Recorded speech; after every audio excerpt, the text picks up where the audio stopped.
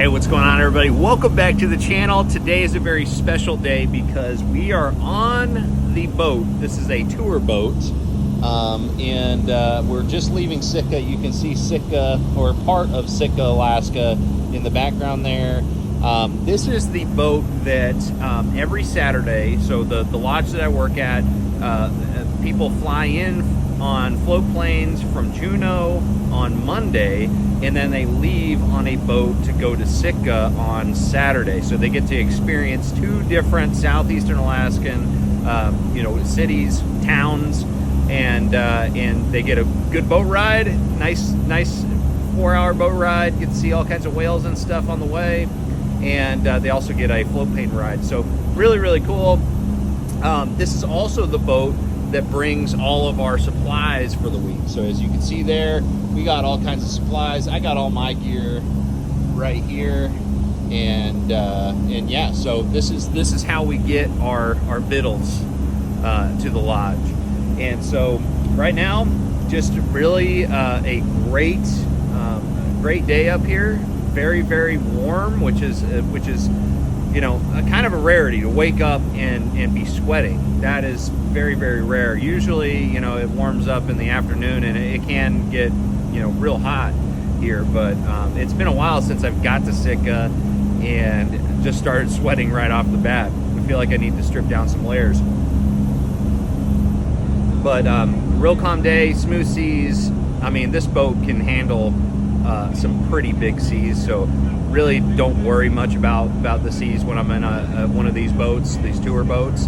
But it is nice to not have to worry about any rough water. But anyways, I got it all to myself, other than the crew back there, because the guests will be leaving on this boat, but I'm just here to watch over the supplies, I guess. And so our trip is going to bring us, and I'm going to try to put up a Navionics route. Our trip is going to bring us from Sitka, which is on the ocean side of Burghoff Island. It's going to bring us through some of the passages in the inside passage here, in between these island chains. We're going to be going up Olga and Peril Strait, and then we're going to meet up with Chatham Strait, which is the main body of water that we operate on the inside passage, and then you got Frederick Sound and all those as well. But so we're going around the island because our lodge is directly across from Sitka on Burghoff Island in a place called Warm Springs Bay. Very special remote location. And yeah, you can see in the background there, see if I can zoom in. I got one hand on my coffee. Got a cruise ship. From what I understand, it's been a pretty busy cruise ship season. I heard from a friend that lives in Sitka that it's actually the busiest cruise ship season they've ever had. So that's pretty. It's cool, but I know that if you live in a place like Sitka that only has 9,000 people, I'm sure that it could also be a nuisance too, just having a bunch of people that you don't know, tourists walking through. So I'm sure it's great for the local economy, but it's probably also a drain just on the overall atmosphere. So if you do go on a cruise and go to Sitka, enjoy the town, enjoy the everything that you get to experience here, but just be respectful of the people that live there, which most people are anyways. But anyways, so as I've said in videos in the past, this is my 19th season going up in guiding here at BWL, the Burghoff Wilderness Lodge. And man, it's just every single time I come up here to Alaska, when I get to Sitka and then get on the boat, it's always a very special feeling because up until this point, I've had a hectic travel schedule. I've been on the road nonstop. This season we were down in Oklahoma and Texas for a few weeks, and then we ended up getting 1 week at home, and then we were in the Northeast for the entire month of July, and then I literally had like 2 days to pack for my trip to Alaska, and it's just draining. You know, when you're on the road that much and you're just nonstop, it's very, very draining, and it's hard to like put life in perspective. But when you come up here and you get to experience the beauty, the simplicity, and just the overall, you know, Alaskan, you know, the fact that this is like the last frontier. You know, this is one of the most remote places that is left in the world. It really does help you put things in perspective, at least for me. And so it's not only important for me to just come up here and, you know, make some money, which, you know, I make some decent money working up here. It's also an opportunity for me to force my life to slow down a little bit and to really just kind of like sit back and enjoy things a little bit more. So it's almost like a little bit of a reset, which I think is really important from time to time, and I'm very, very fortunate to have this outlet for resetting, you know, my life every summer. And so that's another reason why Alaska has been really important. And I've mentioned in a recent video that coming up to Alaska has been a critical part to my growing up and you know, becoming an adult and becoming a responsible adult that has a good work ethic and that sort of thing. And it's really helped me in bass fishing in so many different ways. And so, you know, I owe so much to the opportunities that have been afforded to me working up here. Yeah, and then of course we got our second family that we're gonna get to hang out with and see very soon. I've spilled coffee everywhere.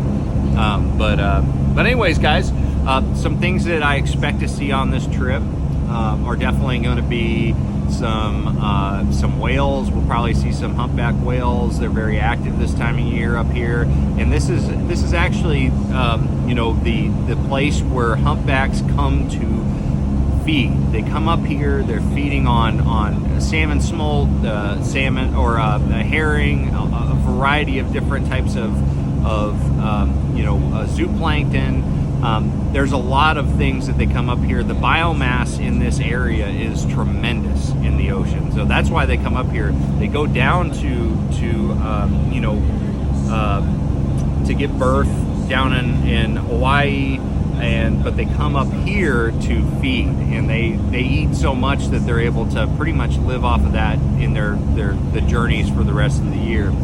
But seeing humpbacks is a regular occurrence. Now, I don't see too many until we start getting into like Peril Strait, but once we get into Peril and Chatham, they should be pretty common. You can see them in the distance. You see those white plumes. They're, you know, when they're taking their breaths, the spouts, as we call them. I'm already seeing a lot of pink salmon jumping too. This is like the heat of the pink salmon season. This is right when they're going up the rivers. There's a bunch jumping right out here. I don't think you'll be able to see them. Let's see if we could zoom in. No, nope, there was one right there. Jumping a little bit.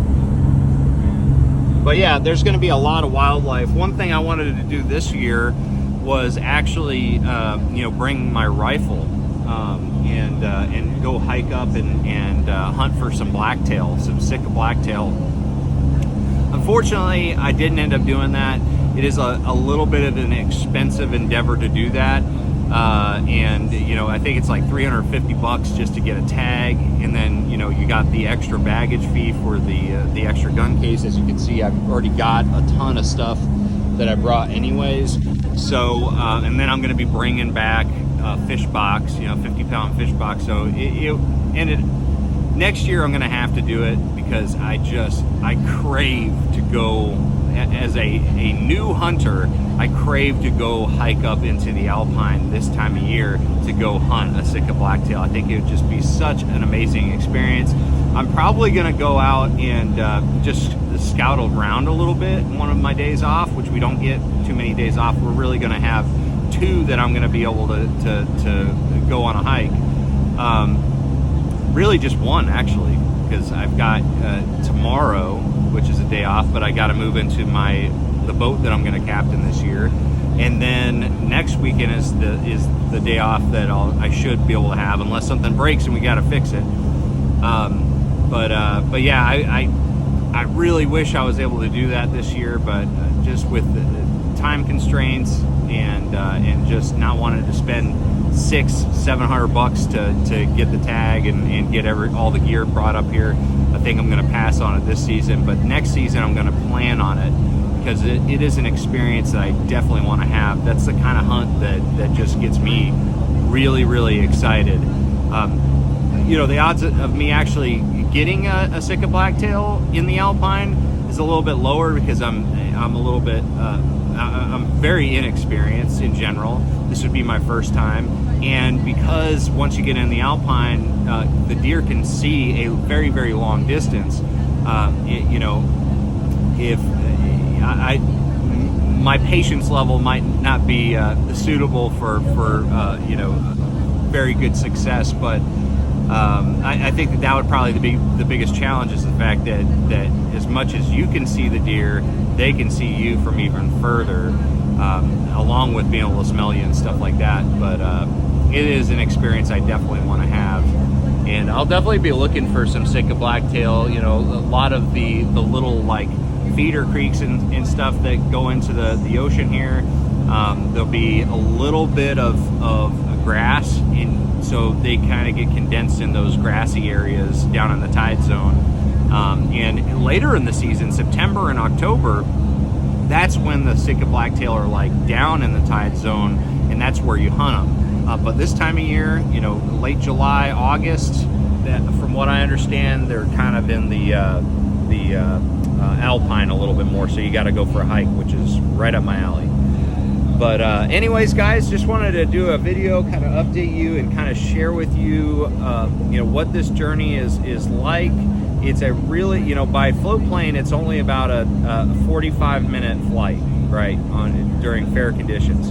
But the boat takes a little bit of time, but it is a really cool opportunity to be able to just soak everything in, sightsee, and all that, and just kind of prepare myself for the work that is ahead.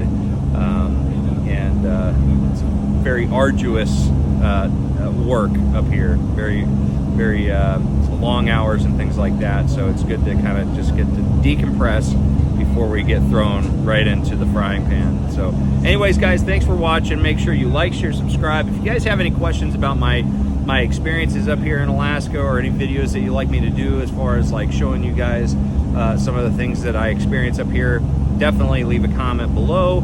Other than that, I'm gonna see you guys out on the water. Make sure you trust the process, and yeah, take care.